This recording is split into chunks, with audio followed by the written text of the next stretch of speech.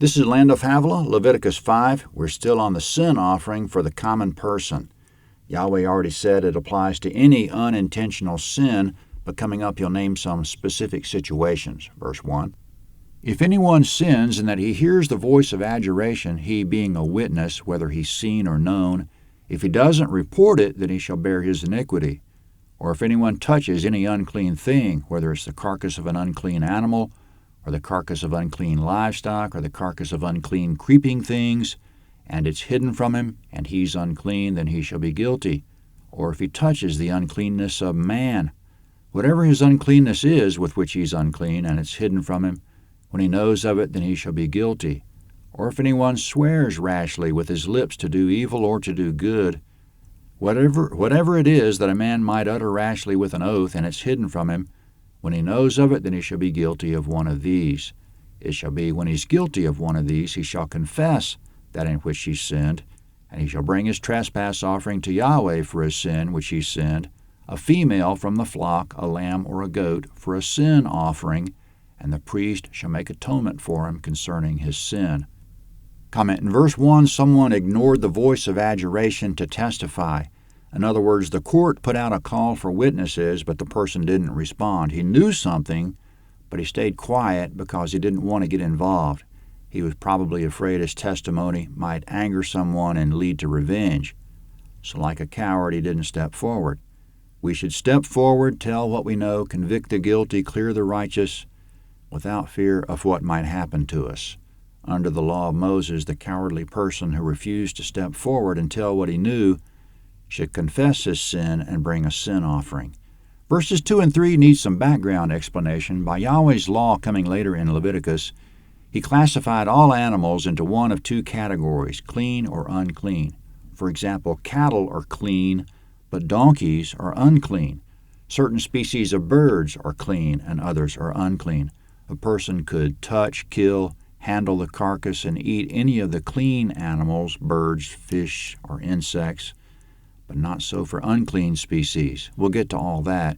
As for the uncleanness of man in verse 3, men or women are unclean whenever they've had some type of bodily discharge, as we'll also get to. Uncleanness is contagious, so to speak. If the person touches the carcass of an unclean animal, he becomes unclean, or if he touches the body of an unclean person, he also becomes unclean.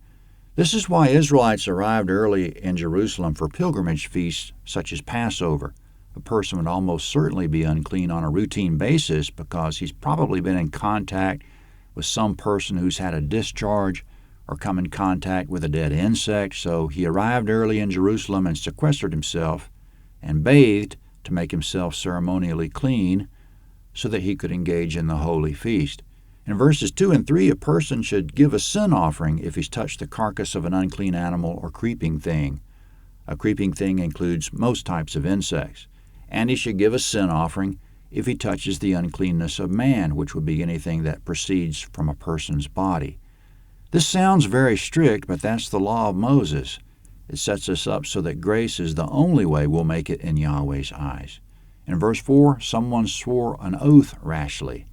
In other words, he made a promise and it turned out he couldn't keep it. That would be swearing something good, as the verse puts it. Or he swore to do evil, as the verse says, as in he swore to punch somebody in the face, for example. He owes a sin offering if it turns out he couldn't fulfill or he shouldn't fulfill. In verses 5 and 6, for these and any other transgressions, to be repetitive from the last chapter, his offering should be a female lamb or female goat. But coming up, there are alternatives. Verse 7, if he can't afford a lamb, that he shall bring his trespass offering for that in which he sinned 2 turtle doves or 2 young pigeons to Yahweh, one for a sin offering and the other for a burnt offering. He shall bring them to the priest, who shall first offer the one which is for the sin offering, and wring off its head from its neck, but shall not sever it completely. He shall sprinkle some of the blood of the sin offering on the side of the altar, and the rest of the blood shall be drained out at the base of the altar. It is a sin offering. He shall offer the second for a burnt offering, according to the ordinance, and the priest shall make atonement for him concerning his sin which he sinned, and he shall be forgiven. But if he can't afford 2 turtle doves or 2 young pigeons, then he shall bring his offering for that in which he sinned 1/10 of an ephah of fine flour for a sin offering. He shall put no oil on it, and he shall not put any frankincense on it, for it is a sin offering. He shall bring it to the priest, and the priest shall take his handful of it as the memorial portion and burn it on the altar, on the offerings of Yahweh made by fire. It's a sin offering. The priest shall make atonement for him concerning his sin that he sinned in any of these things, and he'll be forgiven, and the rest shall be the priest's as the meal offering. Comment: in review, for a sin offering, a common person should bring whatever he can afford, either a female flock animal, which is a goat or sheep, or if not that, 2 birds, or if not that, 1/10 of an ephah of fine flour, which is about enough to bake a cake. There'll be more about the sin offering later, but coming now, the guilt offering, also called the trespass offering. It applies when a person sins in the holy things. For example, if he failed to pay his tithe.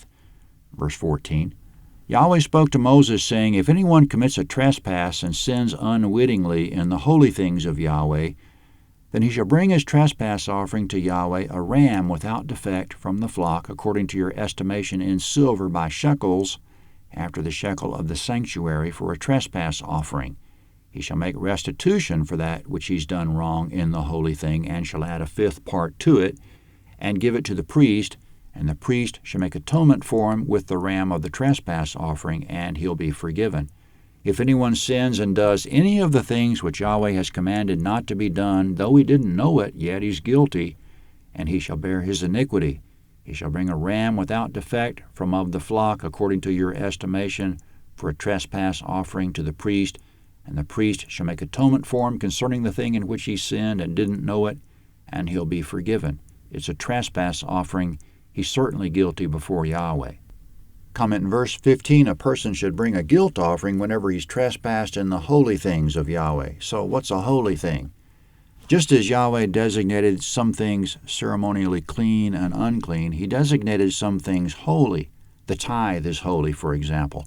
An Israelite owed 1/10 of all his increase of crops and animals to Yahweh, called the tithe. Tithe meaning 1/10. The tithe goes to Yahweh. Yahweh designated the tithe as holy. Leviticus 27:30 and 32. That's just one example of what's holy.